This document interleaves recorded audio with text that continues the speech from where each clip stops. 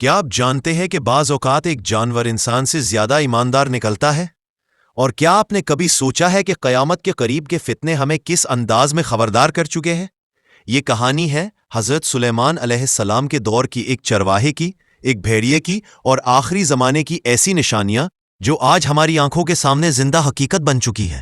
یہ بنی اسرائیل کی روایت ہے، نہ اسے مکمل سچ مانا جائے نہ جھٹلایا جائے، مگر سبق ضرور حاصل کیا جائے۔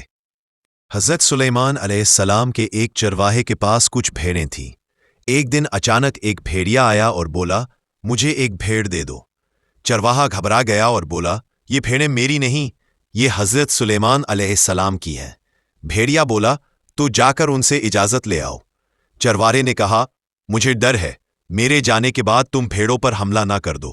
یہ سن کر بھیڑیا ہنس پڑا اور بولا، جب تک تم واپس نہ آؤ میں خود ان کی نگرانی کروں گا، اور اگر میں نے خیانت کی تو میں قرب قیامت کی آخری امت کا فرد بن جاؤں گا۔ چرواہا یہ سن کر روانہ ہو گیا۔ راستے کی 3 حیران کن نشانیاں۔ پہلی نشانی، اس نے دیکھا کہ ایک گائے اپنی ہی بچی کا دودھ پی رہی ہے۔ چرواہا چونک گیا، یہ کیسا منظر ہے؟ دوسری نشانی، آگے کچھ لوگ نظر آئے جن کے کپڑے پھٹے ہوئے تھے مگر ہاتھوں میں سونے کی تھیلیاں تھیں۔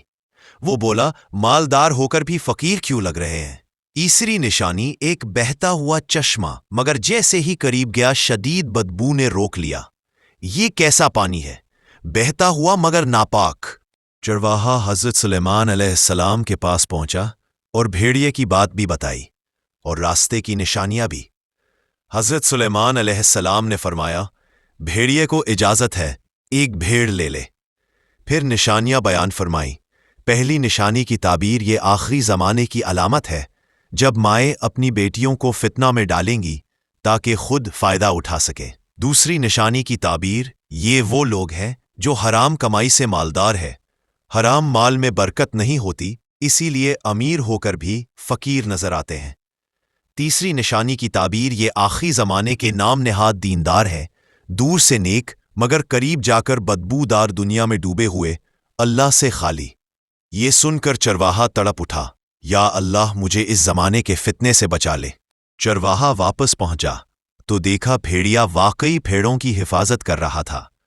چرواہے نے کہا، تمہیں اجازت ہے، کوئی بھی بھیڑ لے لو۔ بھیڑیے نے غور سے دیکھا اور ایک کمزور بیمار بھیڑ چن لی۔ چرواہے نے حیرت سے پوچھا، یہی کیوں؟ بھیڑیا بولا، کیونکہ یہ اپنے رب کے ذکر سے غافل تھی، اور جو اللہ کے ذکر سے غافل ہو وہ سب سے بڑی آزمائش میں ہوتا ہے۔ سوچنے کی بات ہے، جب ایک بھیڑیا امانت دار ہو سکتا ہے تو ہم انسان کیوں نہیں؟ آج حرام عام ہے، ریا عام ہے اور ذکر الہی کمزور۔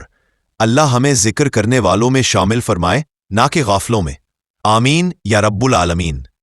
اگر اس کہانی نے آپ کے دل کو چھوا ہے تو ویڈیو کو لائک کریں، چینل کو سبسکرائب کریں اور اس پیغام کو دوسروں تک ضرور پہنچائیں، کیونکہ شاید یہ کہانی کسی ایک دل کو اللہ کی طرف لوٹا دے۔